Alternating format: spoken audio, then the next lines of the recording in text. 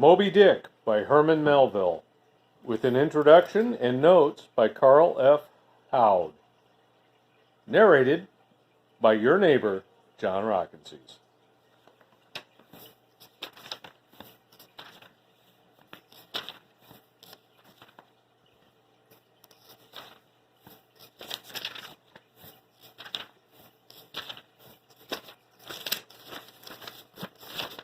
This introduction is really long. Moby Dick, or The Whale. In token of my admiration for his genius, this book is inscribed to Nathaniel Hawthorne.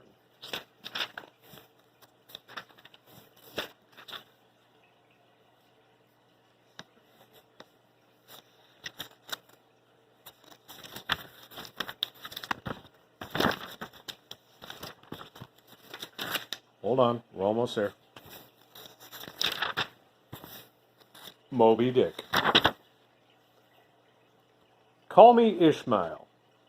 Some years ago, never mind how long precisely, having little or no money in my purse and nothing in particular to interest me on shore, I thought I would sail a little and see the watery part of the world.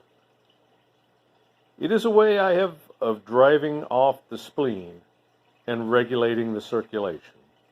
Whenever I find myself growing grim about the mouth, whenever it is damp, drizzly November in my soul, whenever I find myself involuntarily pausing before coffin warehouses and bringing up the rear of every funeral I meet, and especially when my hypos get such an upper hand of me that it requires a strong moral principle to prevent me from deliberately stepping into the street and methodically knocking people's hats off, then I account it in high time to get to sea as soon as I can. This is my substitute for pistol and ball. With a philosophical flourish, Cato throws himself upon his sword. I quietly take to the ship. There is nothing surprising in this, if they but knew it. Almost all men, in their degree, some time or other, cherish very nearly the same feelings towards the ocean with me. There is now your insular city of the Manhattoes, belted round by wharves as Indian isles by coral reefs. Commerce surrounds it with her surf. Right and left, the streets take you waterward. Its extreme downtown is the Battery, where that noble mole is washed by waves, cooled by breezes, which few hours previous were out of sight of land. Look at the crowds of water gazers there. Circumambulate the city of a dreary Sabbath afternoon. Go from Corlear's Hook to Kenty's Slip, and from thence by Whitehall northward. What do you see?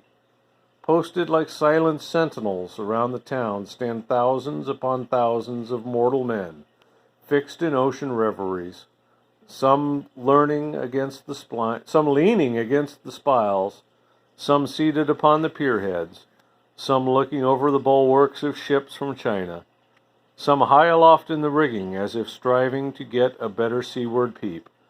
But these are all landsmen, of weekdays pent up in lath and plaster, tied to counters, nailed to benches, clinched to desks. How then is this? Are the green fields gone? What do they hear?